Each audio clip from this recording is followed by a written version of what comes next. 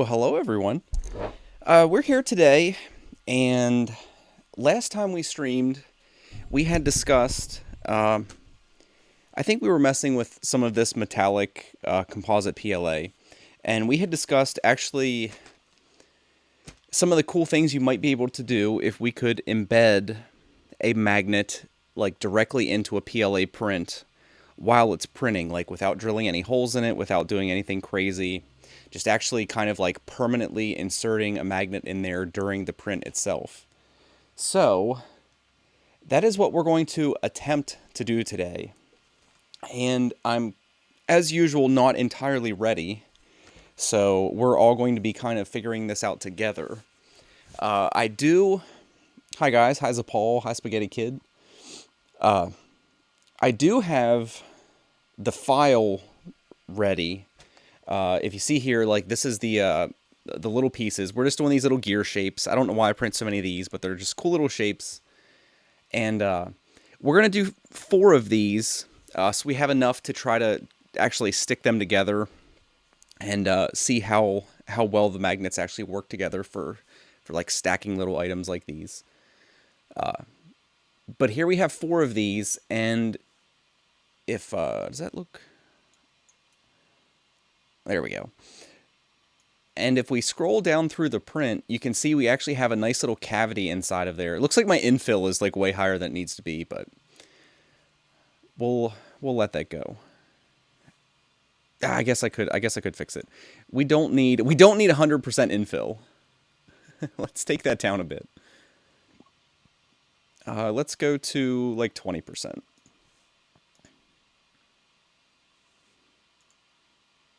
Does that look better? That's a little excessive. Yeah, there we go. Let's take it down to 10, actually, just to speed this print up a little bit more. Okay, so that's at 10. And we can bump our print speed up to 50. Just so we're not sitting here forever waiting for this print. Okay, that took our print time down to about 20 minutes. That's not too bad. So infill's kind of weird looking. But what we're going to do is actually, there's a number of ways you can do it, but we're going to be using an M600 command to cue a color change. Like we're going to cue a color change at the top of this cavity right before it prints like the layer above. And if any of you have used that before, you know it brings the head over to kind of the corner of the bed and will beep obnoxiously loud.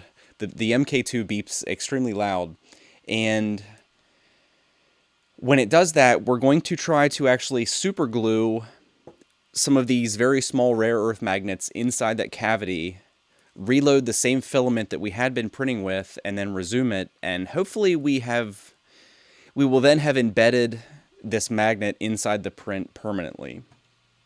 And I don't know how this is going to go, but we're going to give it a try. So we're going to save over that 100% infill version of this file. And then what we're going to do is actually we need to look at this print and determine the last layer of that cavity. It looks like it's right there. And it looks like that's layer 19. Because there's 18, 19, and then 20 appears to be the first layer of that top infill. So what we're going to do is, like I said, there's a number of ways that you can use this M600 color change command. Hey, all you guys in chat. Did you test to make sure the magnets fit? No, I didn't have time, unfortunately. Hi, guys. Hi, Aeon and Lee and Elizabeth and Rob. No, unfortunately, I didn't have time. I just got these files ready, in fact. Yesterday was a busy day, and I barely got back here before 10 o'clock to get started on time. So, as usual, we're gonna be learning together today. So what we're going to do is we're just going to use this color print. This is prusaprinters.org/color-print. And what this is like, it's a web-based utility that allows you to put those color change, those M600 cue points in this little web utility. And damn it, this does the actual print height and not the layer number. So where we did this before.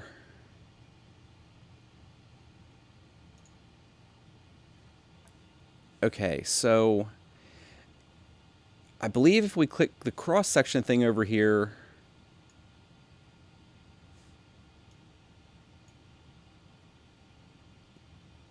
damn it. Damn it. We're going to do this the Nillabean easy way. All right, so we're at layer 19. And I'm just going to pull up my calculator here. We're at layer 19, and our layer height is 0.15. So we're going to go 0.15 times 19. That should be at 2.85 millimeters, which sounds about right. So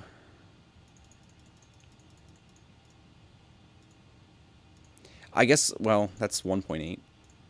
2.85. It's gonna work out exactly. That's right. Keep moving the slider. I'll take a look at it again here. So we bring up the cross section. That's not it.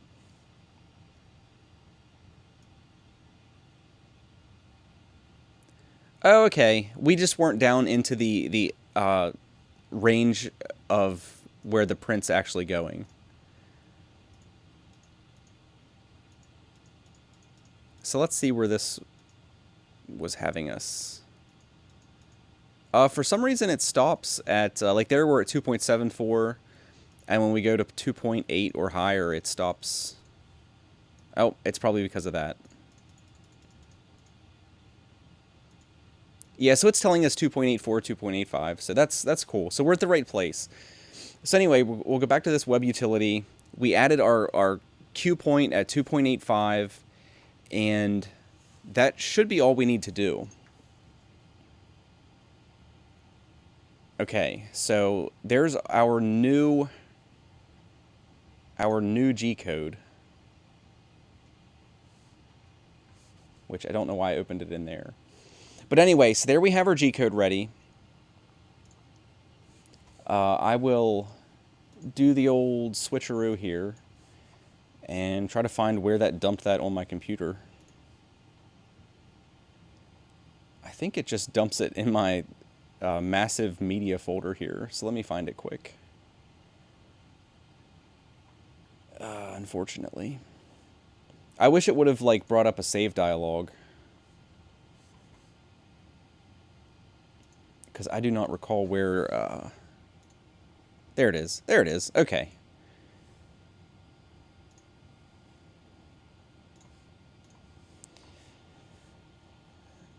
All right. 1 second here.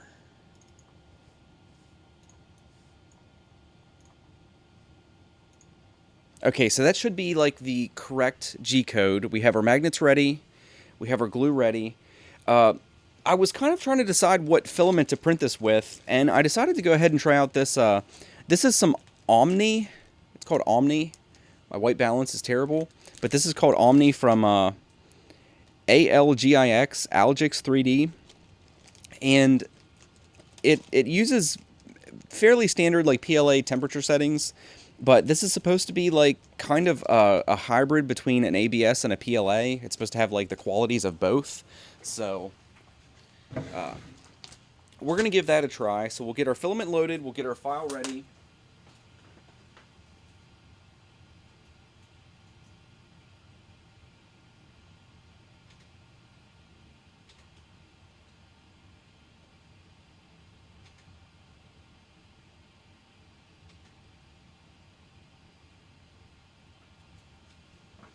Okay.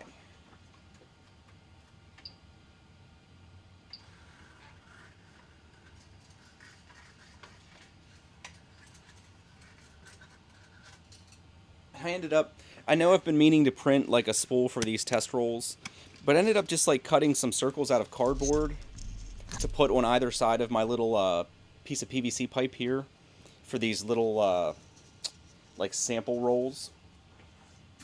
And it actually works quite nicely. These luckily aren't big enough that I really have any issues with like tangles or anything. So it ends up working out quite nicely.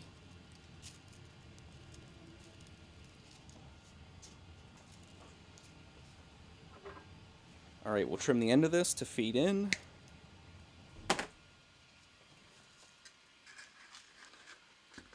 Put it over our little spool holder.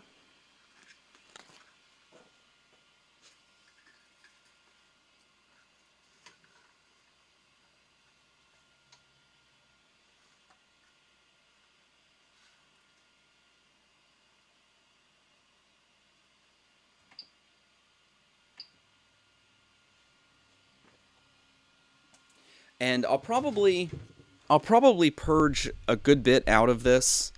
Uh, let's the holes should be big enough. They should be a little bit oversized. I oversized them by more than the width of the extrusion, so hopefully we have plenty of space to glue them in. If they're a little too big, I really don't care because we're going to be super gluing them. But as soon as it gets to the point where it's actually printing the holes, I'll make sure we kind of eyeball it and see that it's the right size. But yeah, Andre, who was it? Angus from Maker's Muse actually stopped in and said like have a good stream or something, like I don't know, 20 minutes ago. And I noticed his chat because he said like good luck with the stream. I don't think I'm going to be functioning then. And what had happened was I scheduled the stream and then I refreshed the page. Well, I didn't refresh it, but my browser kind of crashed. And when I restarted it, it had changed the time zone.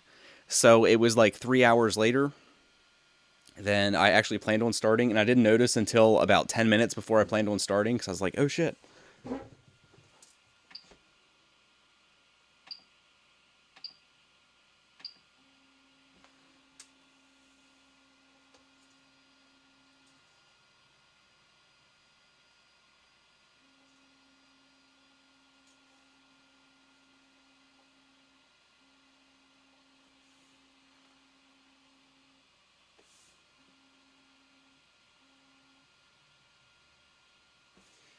I can tell you already, we're not going to use this filament. This is kind of weird.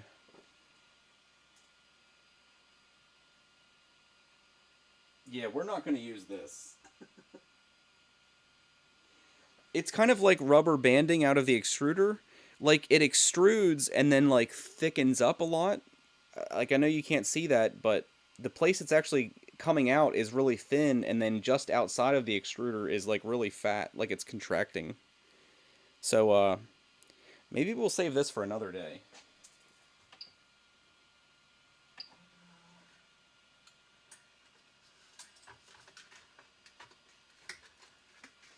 I was gonna say as I was putting it in that this has a very weird feel. It's kind of, I don't know, it's kind of hard to describe, but it feels odd.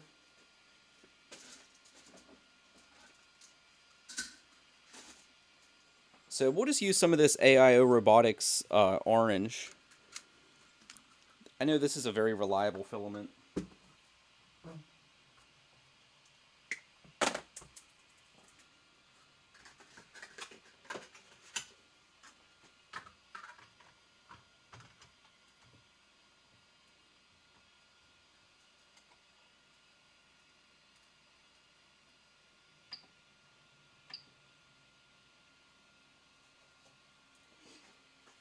I've actually got 3 more rolls of that AIO filament coming in different colors.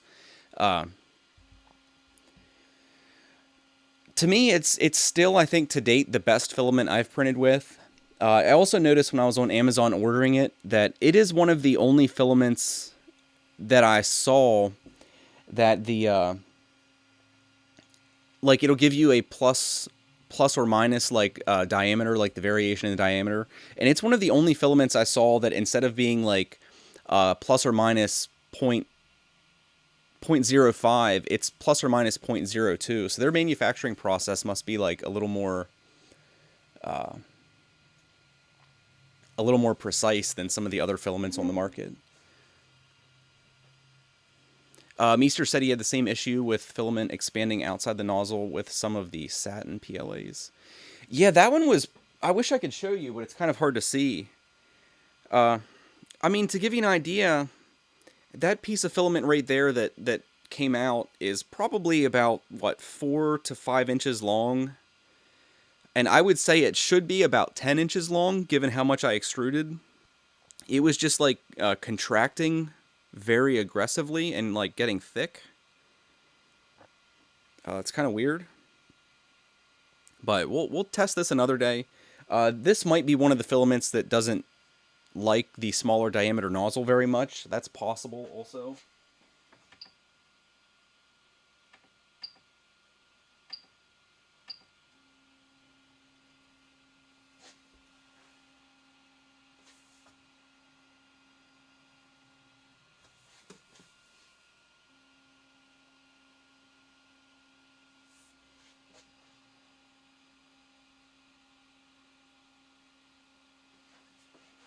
We're going to, I'm going to extrude a little more than I normally would to clear the nozzle out because we were printing with the stainless PLA. And I can still kind of see a little bit of grittiness in this.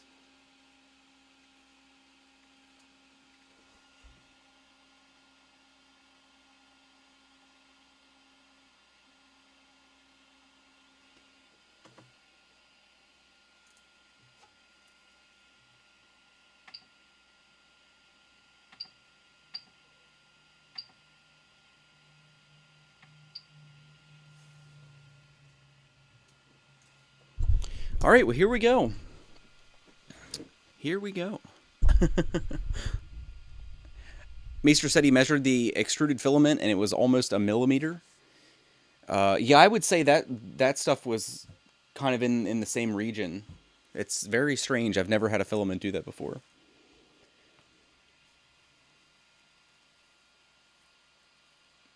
Gustner said, check out 3D printing embedded key covers from Make Anything. I've never seen that, but if it's what it sounds like it is, that would be pretty cool. Did he take, basically, like, start the print and then put a key in it and print over the key? Because if so, that would be pretty cool. Gustner, did I check the comments? I believe so. Comments on what? Do you mean just in chat? Because I think I've been... Like, obviously, I don't catch every comment anybody makes ever. But I'll check here.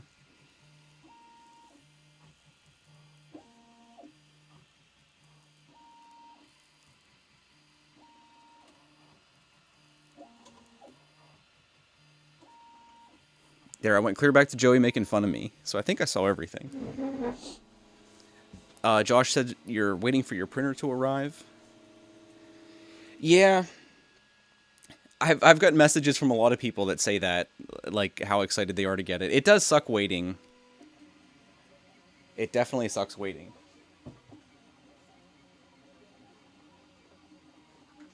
Damn it.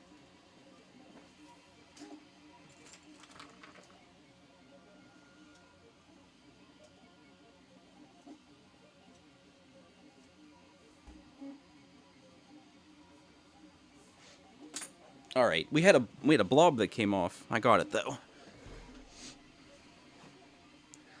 Nillabean, did you get the rare earth magnets off of Amazon? You can get them off of Amazon. I don't know where I sat them now, but the ones I have, I actually came from a strange place. I buy and sell Warhammer figures, and these very small ones were glued on the bases. Like, a guy had been using them so he could stick his miniatures on cookie sheets and they wouldn't move around. And these I pulled off of all those minis before I resold them. But it's actually been a while since I've bought any because I have so many. But I think I did get them off of Amazon or maybe eBay. I don't recall. Oh, Gustner, did I check the comments on the last video? I think so. I don't know if I'm, like, completely up to date. But I did check some of them, I think, initially, but I'll have to go back then.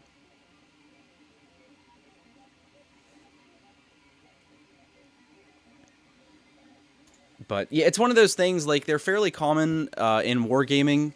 Like, for instance,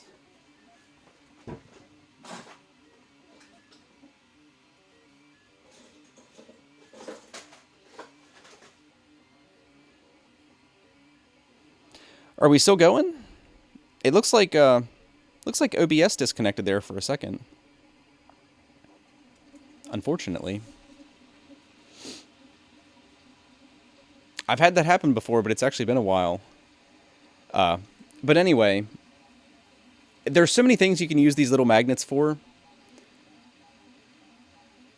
Yeah, guys, it looks like I just got a little alert. It looks like OBS disconnected there for a second. I'm not sure what that was. Let me close some windows down here.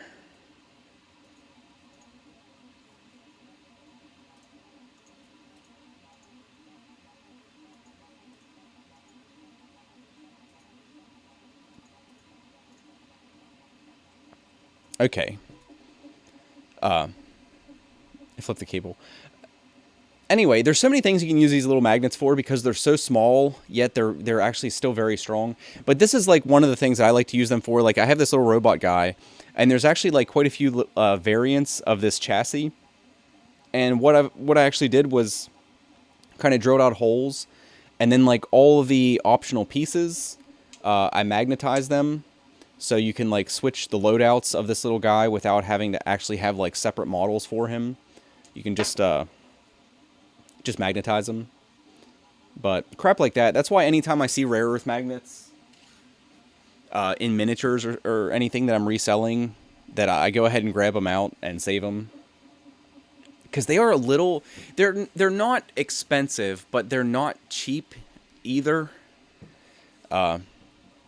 Especially depending on the size and stuff. Like, the very small ones aren't very expensive, but some of the larger ones are.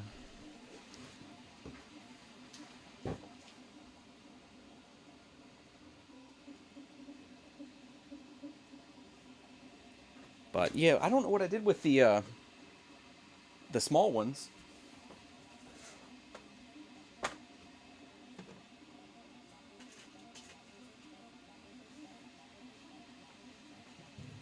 They're easy to lose sometimes because they stick so aggressively to anything that's metal. I mean, I have more of them up here.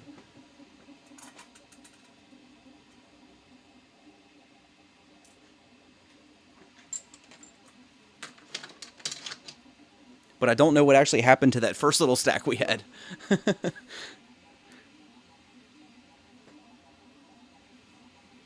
I know I've lost them before while I was working on things, and then like randomly later you'd find them like sticking to a screwdriver or something.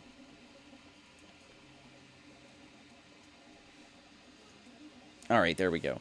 So hopefully we'll switch cameras here. Hopefully this works out. Hopefully all goes well.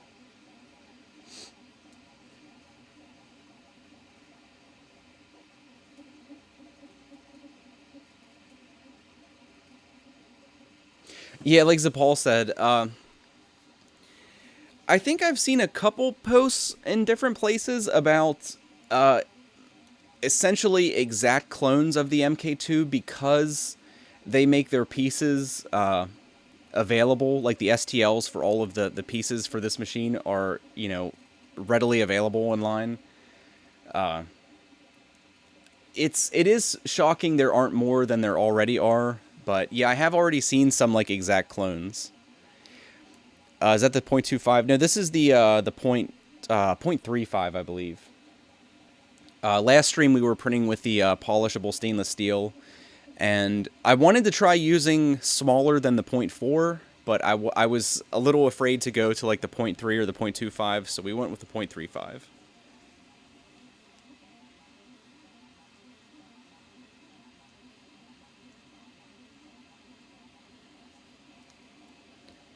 But no, it'll be... I wish I had like money laying around to buy some of the clones of this to see just like to see how they are. Because it's going to be kind of weird how you're getting all of the same like printed pieces, like all of the STLs that Prusa makes available. Like you'll get those same pieces, but it's hard to tell what you end up getting for like a heat bed. Like the steppers will probably be like some of the cheaper knockoffs, stuff like that. It would be kind of interesting to see exactly what you end up getting with some of those.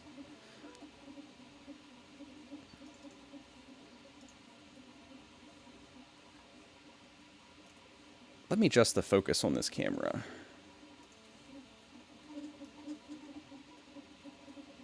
I didn't realize autofocus was on. So there you can see it's starting to print those internal cavities. The print should really, really go fast now that we're off those bottom layers, because we only have 10% infill. I don't know if there's exact clones of the bed. It's possible.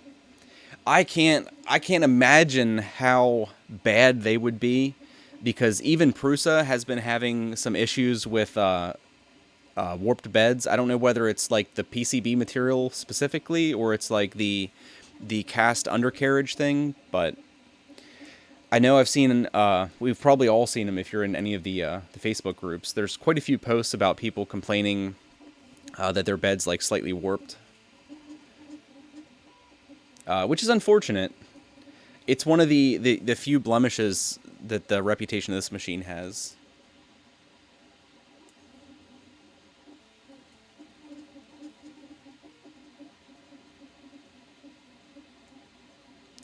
Rob looked into a quote for ordering the bed from Open Source Hardware Park. $500 for 3 of them. Holy crap. Yeah, Prusa's been really good about like replacing the beds, but like I said, I have seen a notable number of people that said their bed was warped, and a lot of those posts will be accompanied by like a mechanical ruler or a metal ruler laying against the bed, and it's pretty obviously warped. And I know some of it, like my bed was warped, but it wasn't because the bed was actually warped. It was because those little riser screws in the bottom, I hadn't actually bottomed them out against the aluminum plate, and it was actually, there was just a little bit of space there. So I wouldn't be surprised if some of the people that think they have a warped bed are kind of in that same boat that I was in, but it's hard to tell. That is true, Zapal. You can buy a bed for cheap.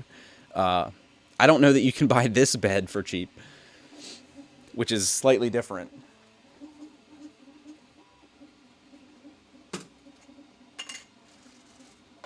Oh, there's the magnets. Okay, so I'll pick 4 clean ones out here. Hopefully this works. And another thing, we want to make sure that we keep the magnets oriented the same way.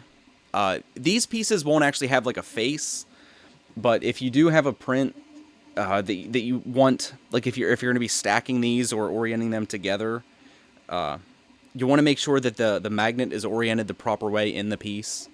Because these, it's kind of easy, like they're all stuck together. So as long as we take them out and set them down in the same orientation, like they'll orient correctly, hopefully, without too much bother. Joshua, you subbed. Looks really cool. Thanks, man. Did it put my stupid face up? I didn't notice it. I'm supposed to have the oh, I can't remember what that's called. I should have the alert thing working. Maybe I don't. I don't know. It's supposed to.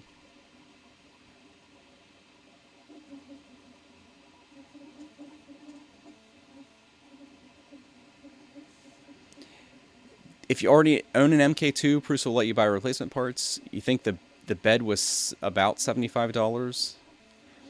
I mean, that's not terrible, I guess.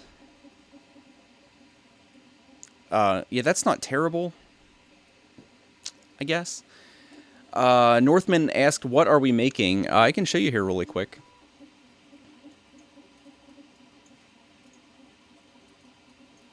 Okay, so here is the print. This is in Simplify 3D. This is the print we're doing. And what we've actually done is inserted a cavity in the center of this print, this little round cavity there.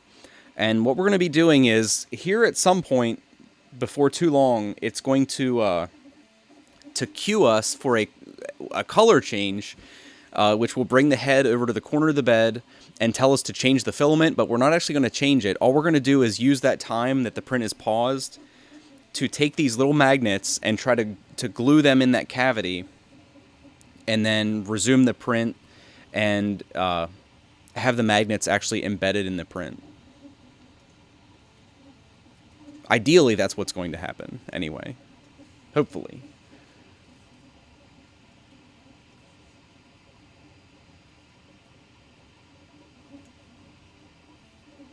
Did I already explain what Nillabean means? That actually came from... I don't know. I think it was in Vanilla WoW, like right when the game first came out. I played a human character that didn't have hair, because I didn't have hair. I've shaved my head since like high school. I started balding in like 10th grade. But it just kind of, I forget who said it for the first time. It was just one of those weird nicknames. When you were looking at my character overhead from that kind of like third person view, it was just this little like white dot like the top of my character's head. And it looked like a Nilla wafer. And I had made a couple videos basically, and people, I don't know. Like I said, I don't know exactly where it came from. I just remember that is roundabouts the time that it started, was because of that human warrior character that I did PvP with all the time. And that was probably... Shit, how old is WoW now? That was probably 10 years ago. Did I manually edit the G-code or for the color change? No, we used... again, I'll switch windows here for you. Oh, I closed it, unfortunately. There is a web utility that Prusa provides. Let me pull it up here. Called 3D Color Print. And let me stretch the window. Okay. Where's OBS? Here we go. There's a web utility called 3D Color Print on Prusa's site. It's Prusa Printers /color-print. And all you do is, like, this is the G-code for this file. And we just drag this G-code over into the box. And then you can set the actual, like, layer height that you want to make, that you want to cue the color change. It'll actually, like, put that M600 command in your G-code. And I know that you can... I've never actually done it. I know some people will, like, manually do this. We'll see what happens if we just open this in Notepad.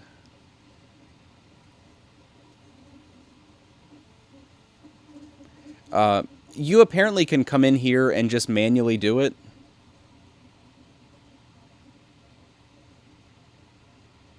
But I've never done it. Because you can see we have...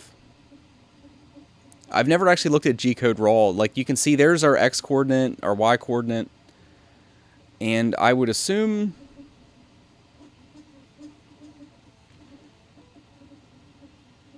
Yeah, I actually don't know, like, how to easily locate the layer that you want in here. But I know there's some people, like, I'll probably do a video on that in the future, how to, like, manually insert these commands, but I've never actually done it. And for the sake of brevity, well, let's try that. Apparently, we can just like search for the because we were looking for 2.85.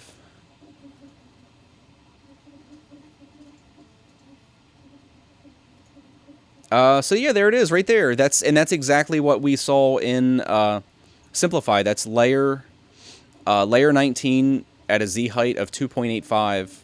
Oh, I didn't have my window here. I just did a search command.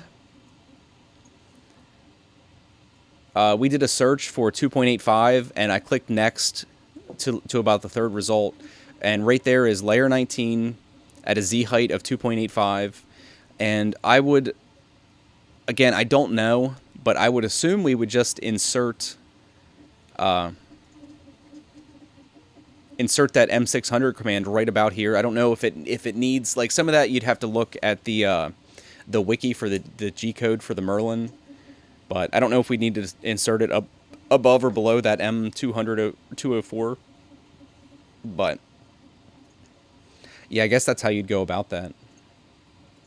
But like I said, I haven't done that before, so not the best person to ask.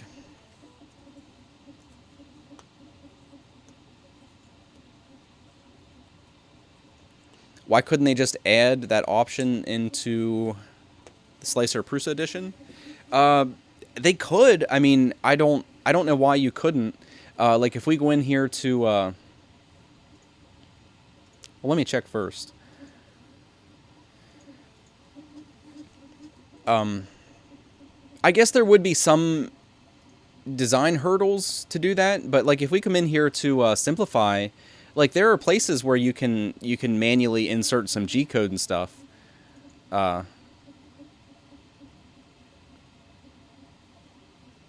Yeah, I don't know. I mean, you might be able to. I don't honestly know. But there is a dialogue in here for manually editing some of the elements of the G code. So,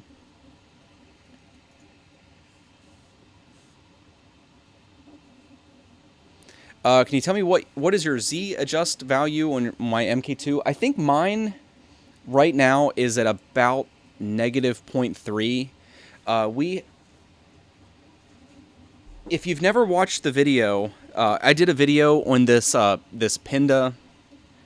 Let me change cameras here.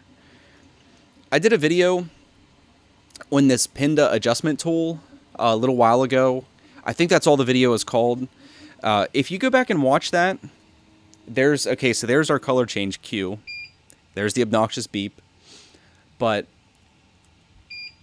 I forget who made this, but someone made a Pinda adjust tool that you can print out, and it has two layers here, and you essentially just loosen your Pinda, bring your nozzle down to this thinner part, and then adjust your Pinda so it touches the thicker part. And after I did that, I got my Pinda adjustment closer than I had actually gotten it adjusting it manually. Yes, yes, yes, machine. We hear you. We all hear you. Okay, so we're going to have to... This kind of pushed the bed back in an awkward place, so...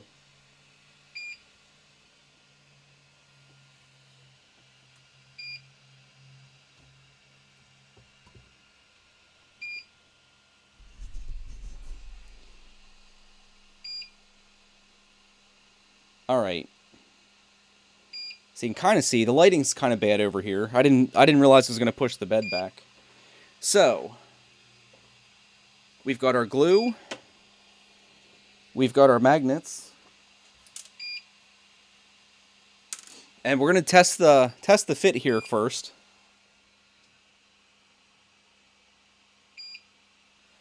Okay, so they do fit.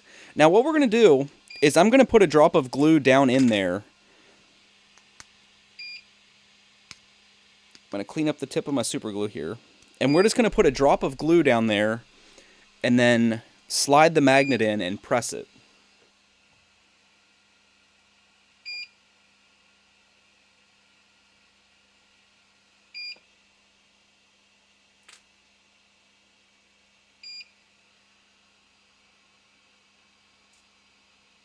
Damn it.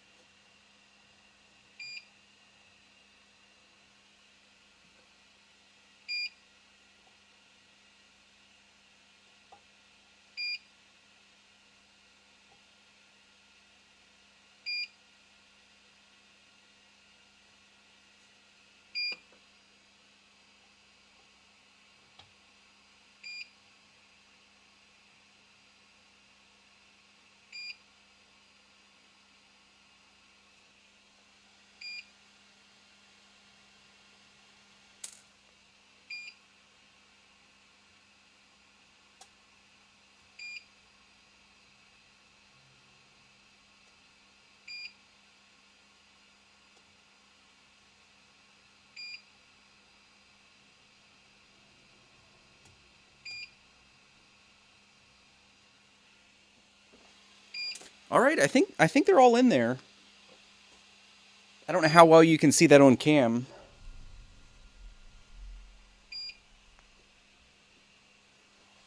but they're all in there.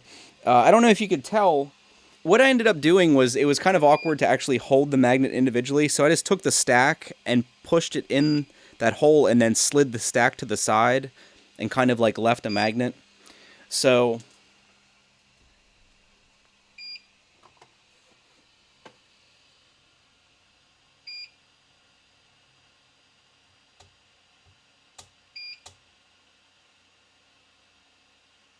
they all feel good except the one is sticking up a tiny little bit. I hope it's not enough to hit the nozzle.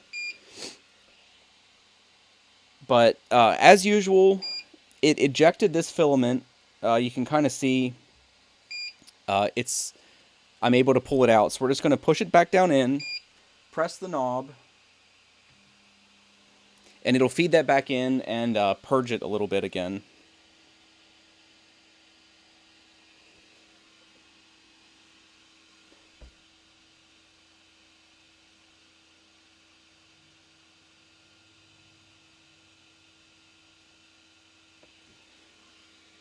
And hopefully that is not enough for that nozzle to hit that magnet. I wish I could get it out, but I know there's absolutely no way I can now.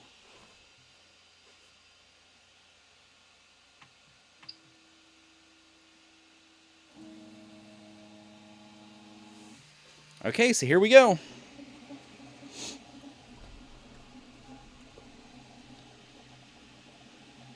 Hopefully we don't hear a violent clunk here in like a minute.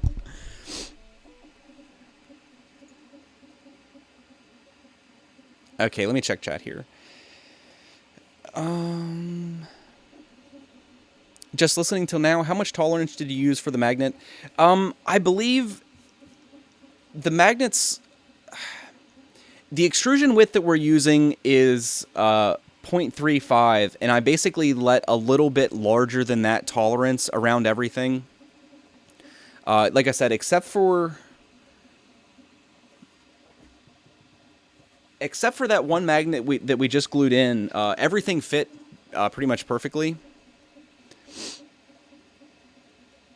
Yeah, and like you guys were just saying, Nerdville is actually who made this Pinda adjustment tool, and we actually tested it on stream because some of these tools, the dimensional accuracy of the machines can be a little off, and I just wanted to make sure that this tool was actually something that that new people should be bothering with, and like I said, it actually got my Z height calibration a little bit closer than I had it adjusting it manually.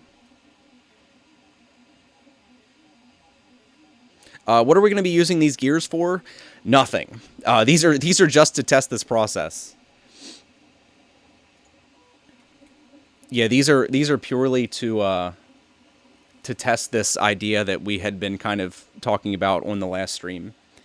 These gears, like this is one of the polishable stainless steel ones. These I actually used in that game that little robot was from. But yeah, these gears will serve no purpose other than testing the process of using like the M600 command to embed something in a print, because I've never done it before. I'm sure other people have, but I've never actually done it. It looks like it did the first layer of infill on that back one that I said I was kind of worried about. So it appears all is well for the most part.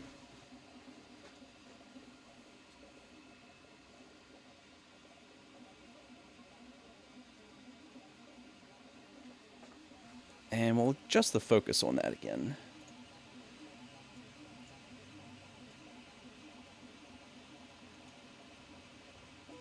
But I know we're not done yet, but I would say at this point that this has been a success. Joshua asked, how much are the machines? My MK2 delivered to my door, I got the kit, was $770, and that included the, I think it was $6.99 plus about $70 shipping. Do those filaments widen your nozzle? Tom, that's something we actually talked a little bit about. Everyone that I've talked to that used some of like those protopasta composite PLAs hasn't really noticed any significant wear. I think the particles in these filaments, like if you're using like some of the glow in the darks and some of the nylons and stuff, I think that's not really the case. But I think the particles in this filament is so they're so fine that it's not really as abrasive as you think it might be. Because it kind of surprised me when I started doing some research on these that the glow in the dark PLAs are actually way more abrasive than these like iron fills. So if you're printing like high volumes of stuff, you might start to notice some wear. But like I only have I think like a 200 gram sample, and I would be shocked if you'd actually see any wear like printing that small of an amount. But yeah, I'm kind of excited here that this was basically effortless. I think the worst part of this whole process is having your machine beep at you obnoxiously until you actually complete the color change. I don't think there was there was no tax here in the U.S. I think, if I remember correctly, I think the magic number was $800. If something's under $800, there's basically like no tax or no import tax. But yes, you do have to pay it in the EU, from what I understand. And VAT is VAT is not kind to the consumer. I forget what percentage it is exactly, but like even if we would have sales tax here in the States, like I think my state is only 6%.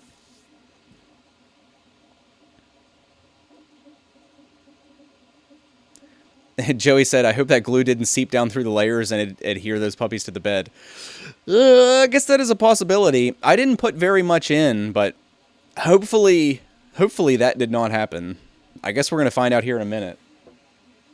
Because all that's left to print was the couple top layers. But yeah, hopefully that didn't happen. It wouldn't be the first the first kind of minor catastrophe here on stream that I've had. So at the very least, it'll be entertaining for you guys.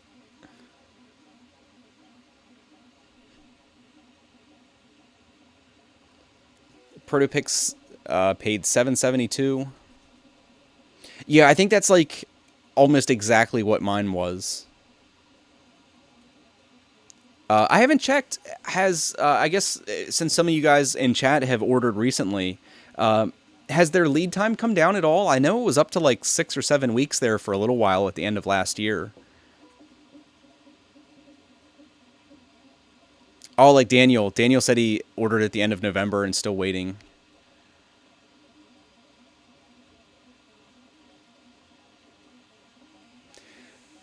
Gustner said, yeah, and DHL is the worst.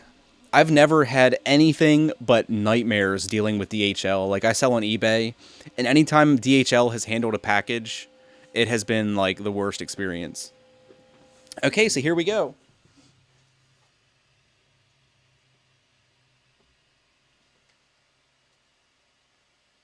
There's our pieces, and they sealed up nicely. You can see on that one piece that you can see, like, the darkness of the magnet coming through.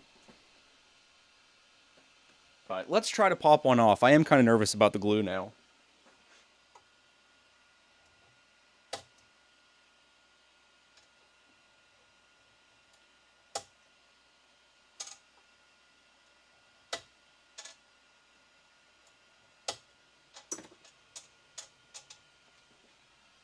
No seepage. And they are magnetic. Oh, that's so cool. And these are tiny magnets. You could probably use bigger magnets to get a little bit more strength. All right, I dropped one. Hold on. Where did you go? There. Oh, I'm totally sold. I'm totally sold. I think I'm going to print some more of these stainless steel tokens for that game. and use those because these are sweet. And they do line up. They line up almost perfectly because the magnet's centered with. Got dust all over it. The magnet's centered with, a decent level of precision since we printed the cavity in there. But yeah, these are magnetic. Very cool.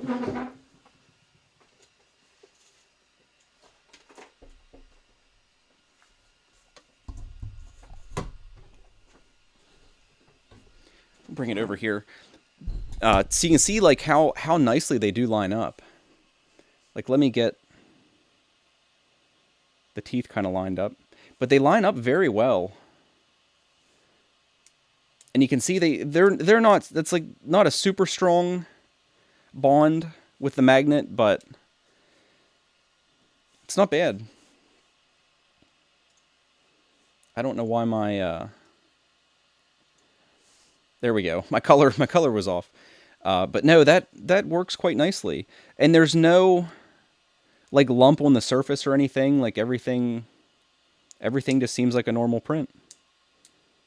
Huh, something worked, guys. We didn't damage our machine and the print worked as planned. Fantastic. What more can we ask for?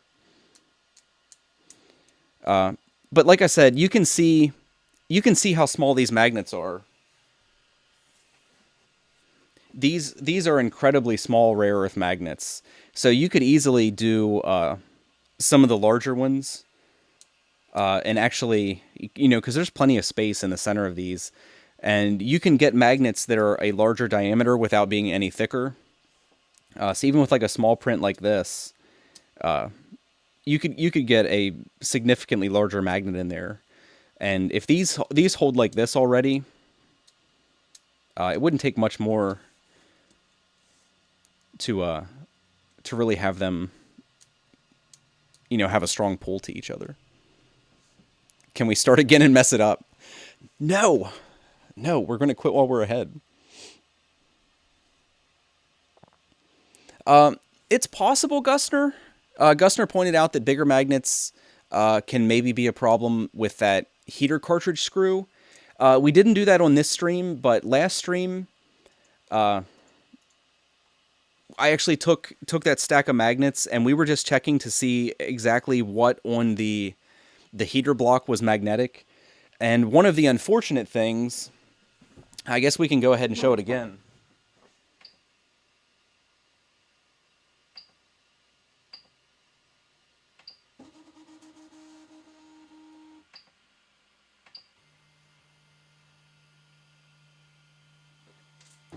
One of the unfortunate things that is magnetic on there is actually in a place that it could potentially be a problem.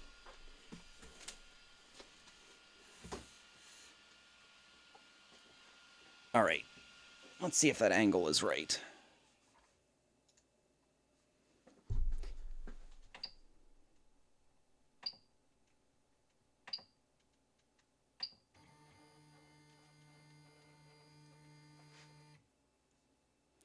Okay, where's my magnets at? Now you can see one of the things that is magnetic under here could potentially cause a problem with like strong magnets. If you're wondering, that's why we actually glued the magnets in these pieces, because I was kind of concerned about this, but I can't see. One of the few things that's magnetic on the underside of the heater cartridge is this bolt that is directly behind the extruder. The extruder's right here that I'm burning my finger on. And then there is a bolt right there that is ferrous. It's not magnetic, but it's ferrous. So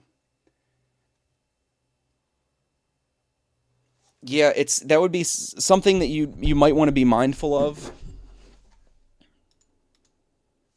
If you do put like a really strong magnet in a print, I guess there's a couple things you could do. You could obviously, I think you'd want to glue these in regardless of how big of a magnet you're using, just because it's easy to do.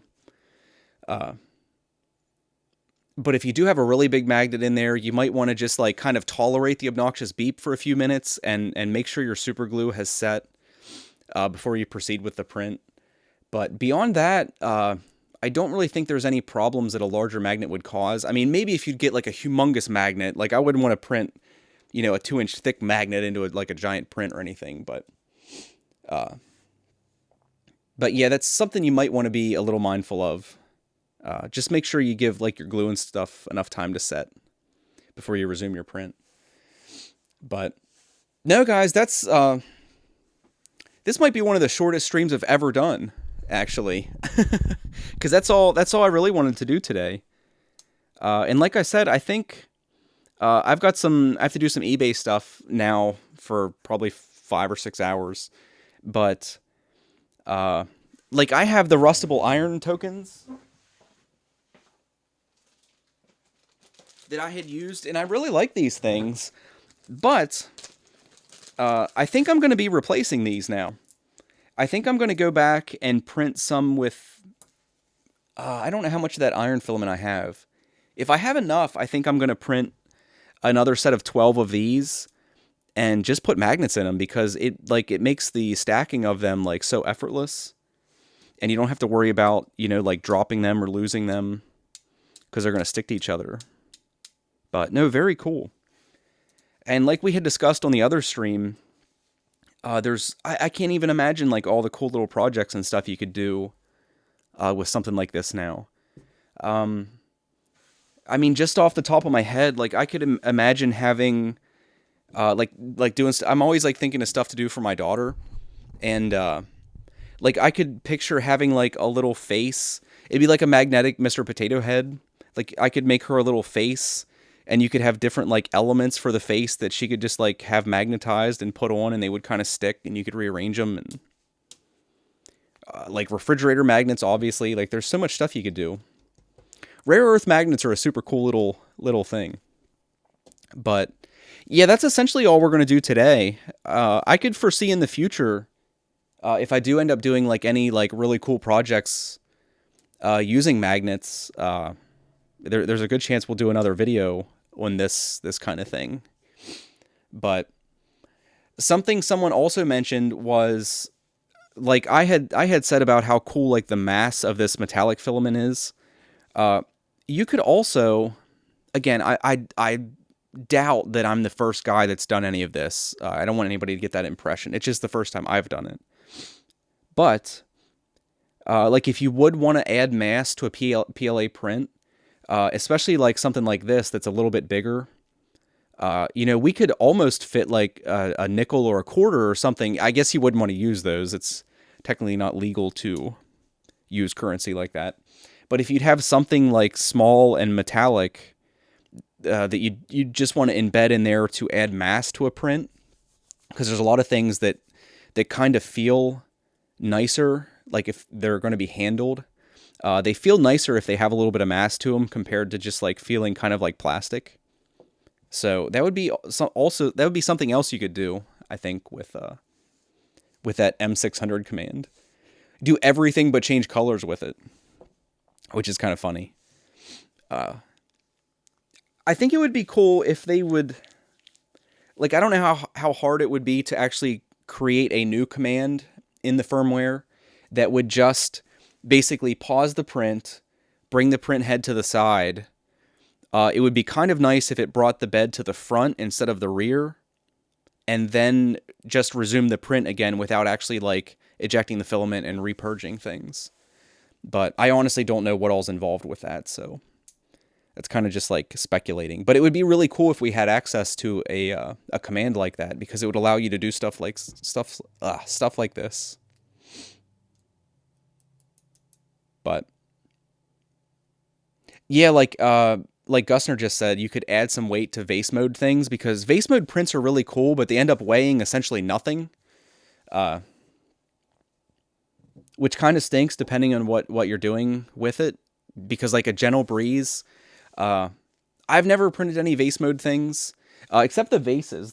Those actually might be vase mode, that came with the SD card. But no, it would be cool to be able to add weight to some prints. I know, like, I've done a few things that I wish, just for like the feel in the hand, because they end up being handled. They'd be a little nicer if they just had a little bit of mass to them. And like these little magnets don't really add any mass to these. If you'd get bigger rare earth magnets, they would, because they're kind of dense. But there is a GitHub request for the pause. Yeah, because I know the printer has like a pause function already, but what ends up happening is it pauses exactly where it was, and you end up getting a little bit of like seepage out of the extruder, and it'll leave like a blob on your print, which kind of sucks. But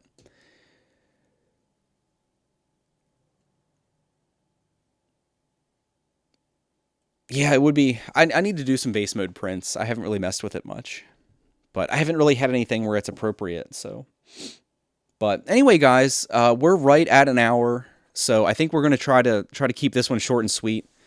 I know a lot of people have been asking me to do shorter videos, so instead of sitting here and talking for like another hour and a half like I generally do, we're gonna go ahead and cut it. But thanks everybody for hanging out with me. I know it's kind of alien to some of you guys that we just did something and it worked the first time and we didn't break anything and I didn't do any cursing, but that's cool. We did it. But yeah, if there's anybody watching that hasn't subbed and you like this video, or, whatever, consider subbing. If you've already subbed, hit the bell if you want alerts and stuff, since YouTube has changed. And hopefully we'll have a video coming out this week. I've been trying to do some editing and stutter my way through some recording, but hopefully we have a video coming out, and I will be streaming next week on Tuesday. So if you want to stop by, I'll be here. 10 a.m. Eastern Standard Time has been pretty much the normal time. So yeah, thanks everybody. I'll see you next time.